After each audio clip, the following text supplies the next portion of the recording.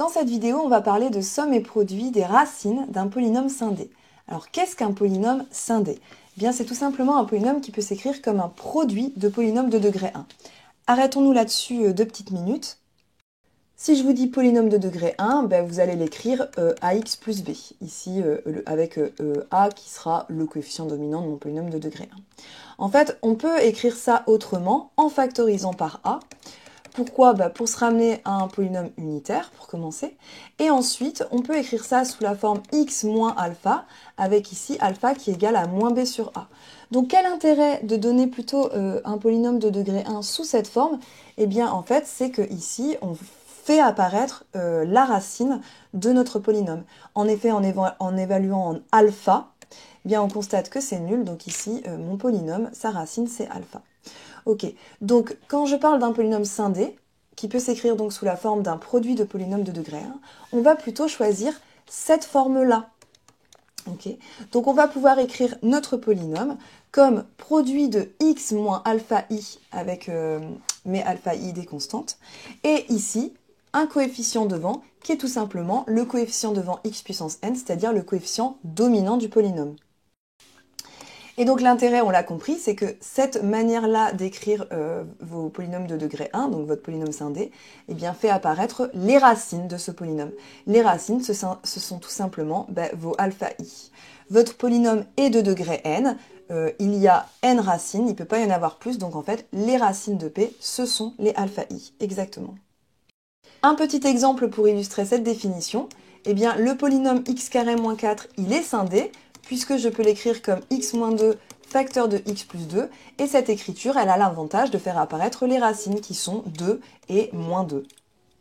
Regardons un petit exercice, je vais considérer ce polynôme qui est un polynôme scindé de degré 3, x moins alpha 1 facteur de x moins alpha 2 facteur de x moins alpha 3. À noter d'ailleurs que les racines de ce polynôme, je les connais, ce sont mes alpha i ici.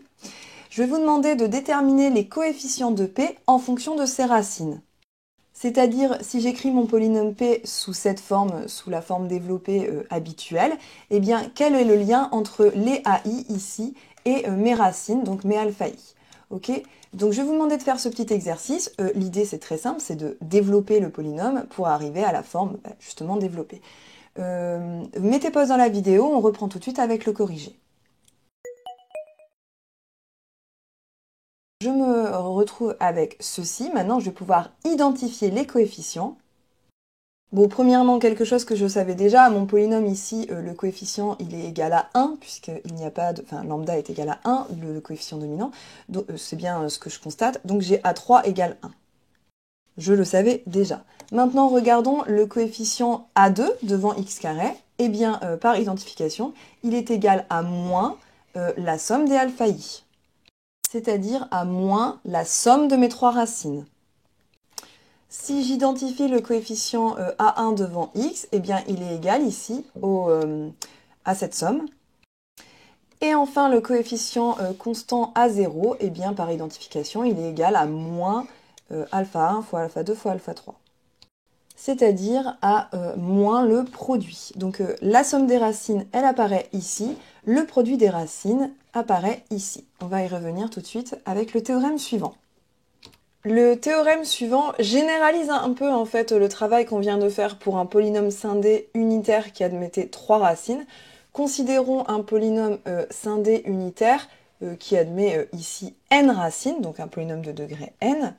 Eh bien, le théorème nous dit que le coefficient qui va être devant x puissance n-1, il vaut moins s, où s c'est en fait la somme des racines. Donc le coefficient devant xn-1 vaut moins la somme des racines. Et deuxièmement, le coefficient constant de p, lui, il est égal à moins 1 puissance n fois p, qui est le produit des racines. Okay.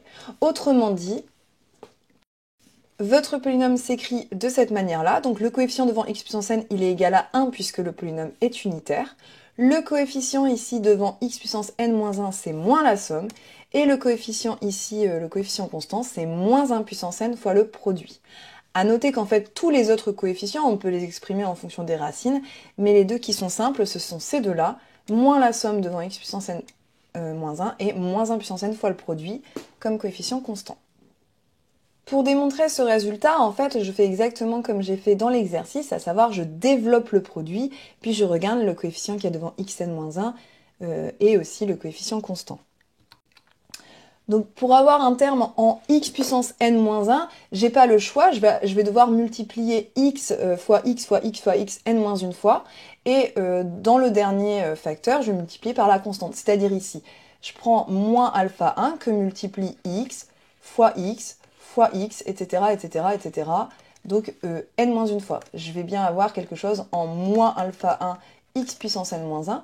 Ensuite, j'ai un autre terme où ici, je prends moins alpha 2 que je multiplie par x, etc., etc. Donc moins alpha 2 x puissance n-1, etc., etc. Le dernier terme qui va apparaître, c'est moins alpha n que multiplie x fois x, etc., etc. Donc moins alpha n puissance xn-1. Donc quand je développe mon produit, bien, le coefficient dominant c'est 1, donc ça commence par x puissance n, et le coefficient qu'il y a devant xn-1, eh bien c'est bien moins la somme des racines. Plus blablabla, maintenant regardons, essayons de trouver le coefficient constant qui apparaît quand je développe le produit. Bah, il correspond au produit de moins alpha 1 fois moins alpha 2 fois moins alpha 3, etc., etc. Je suis obligée de multiplier mes constantes. Donc je me retrouve avec moins 1 puissance n fois le produit des alpha i, c'est-à-dire ce que j'ai noté p. Ok, donc c'est un simple développement du produit qui nous donne ce résultat. Des petites remarques pour finir cette vidéo. La première, c'est il se passe quoi si on ne suppose plus P unitaire, si on suppose uniquement P scindé. C'est-à-dire qu'on peut écrire P sous la forme lambda avec lambda différent de 1 fois le produit des x moins alpha i. Eh bien, si je regarde juste le produit des x moins alpha i, là j'ai un polynôme scindé qui est unitaire, donc je peux lui appliquer le théorème. Donc je sais que ça va être égal à x puissance n moins la somme des racines fois x puissance n moins 1 plus blablabla plus moins 1 puissance n fois le produit. Et du coup, p c'est tout simplement lambda facteur de ceci. Donc en fait, dans le polynôme p, bien le coefficient devant x puissance n moins 1, ce n'est pas juste moins la somme, mais c'est moins la somme fois lambda. Et le coefficient constant, ce n'est pas juste moins 1 puissance n fois le produit, mais moins 1 puissance n fois le produit fois lambda. Ok ? Donc ce n'est pas très compliqué. Dernière remarque, un cas particulier courant, c'est celui des polynômes scindés unitaires de degré 2. Si vous avez un polynôme qui s'écrit x moins alpha 1 facteur de x moins alpha 2, en fait, p c'est x carré moins sx plus p, avec s qui est égal à alpha 1 plus alpha 2, et p qui est égal à alpha 1 fois alpha 2. Donc ça peut servir par exemple quand vous avez un polynôme de degré 2 et vous avez une racine évidente. Bien pour trouver la deuxième, juste vous allez vous servir de ça, du fait qu'ici, le coefficient constant, c'est le produit de vos racines. Donc ça va vous donner l'autre. Réciproquement, si on connaît la somme et le produit de deux nombres, donc si vous connaissez ici, vous savez que x1 plus x2 ça vaut s et x1 fois x2 ça vaut s, et bien en fait c'est quoi x1 et x2? Ben, c'est tout simplement les racines du polynôme x carré moins sx plus p. Donc par exemple si je vous demande de trouver deux nombres tels que je sais pas, la somme vaut 300 et le produit vaut 492, j'en sais rien, et bien en fait vous avez juste à trouver les racines du polynôme x carré moins 300x plus 492, ok, avec votre méthode habituelle.